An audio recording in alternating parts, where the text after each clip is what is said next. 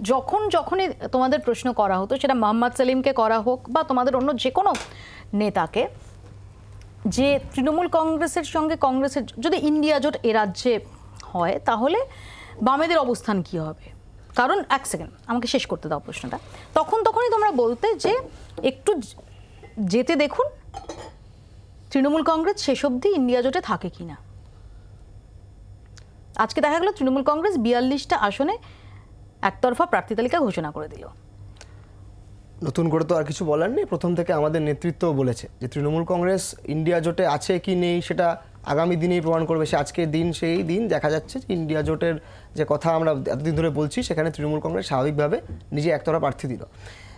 আমি আবারও বলছি যে বিজেপি এবং তৃণমূলের বিরুদ্ধে যেই সকল শক্তি এই পশ্চিমবাংলায় আছে তাদের সকলের কাছে আমরা আহ্বান জানাবো যে তারা আমাদের সঙ্গে আসুক। আমি নিশ্চিত যে এ বাংলায় যারা কংগ্রেসের কর্মী আছে, যারা দীর্ঘদিন ধরে তৃণমূলের বিরুদ্ধে আন্দোলন করেছে, তারা এটা বুঝতে পারছে বলেই তাদের নেতৃত্বকে বলছে এবং তারা ফিল করছে। আশা করব বাম, কংগ্রেস এবং অন্যান্য গণতান্ত্রিক শক্তির অ্যালায়েন্স হবে।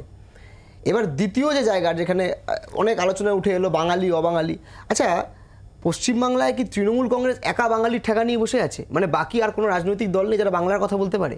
যেমন তৃণমূল কংগ্রেসের পক্ষ থেকে বলা হচ্ছে বাংলার প্রার্থী, মানে আমরা কি অবাঙালি? আমরা কি বাংলার বিরুদ্ধে নাকি বাংলার বাইরে?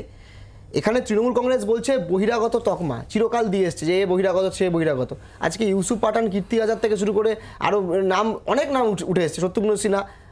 এরা কি, মানে আমি নিশ্চিতভাবে বলছি আমরা মনে করি না যে বহিরাগত বা ভূমিপুত্র বলে কিছু হয়। ভারতবর্ষের নাগরিক, সে যেখানে সেখানে গিয়ে ভোটে দাঁড়াতে পারে, কারণ এটা আমাদের সংবিধান আমাদের অধিকার দিয়েছে, আমাদের এই জায়গা দিয়েছে। কিন্তু আসলে তৃণমূল কী করতে চায়, ওদের যে চুরি চামারি যত করাপশন করেছে এই সমস্ত কিছু ঢাকতে এখনও ঢাল করেছে কি, যে বাংলা বঞ্চিত হচ্ছে, আমরা বাঙালি হয়ে লড়ছি। বাংলা যদি বঞ্চিত হয়ে থাকে, আমরা বারবার বলেছি যে আমরা যারা বামপন্থী রাজনীতি করি বা অন্যান্য গণতান্ত্রিক যারা শক্তি তারাও বলেছে যে বাংলা বঞ্চিত হলে আমরা বাংলার পক্ষে দাঁড়াবো। কিন্তু বাংলা বঞ্চিত হওয়ার থেকেও যে চুরিগুলো হলো, 100 দিনের কাজের টাকা তৃণমূলে তার অ্যাকাউন্টে চলে গেল, সে প্রশ্ন তুলছেন না, বলছে কেন্দ্র টাকা দিচ্ছে না। আমি যদি মানলাম কেন্দ্র টাকা দিচ্ছে না, কিন্তু যেই চুরিগুলো হলো সেই চুরির কথা কিন্তু একবারও বলছে না মমতা বন্দ্যোপাধ্যায়। মমতা বন্দ্যোপাধ্যায় এই যে শাহজাহান থেকে শুরু করে যে সন্দেশখালী ঘটনা ঘটলো, এই ঘটনা নিয়ে একবারও ক্ষমা চাইলো জনতার কাছে? বাংলার আওয়াজ, বাঙালির আবেগ, জি 24 ঘন্টা।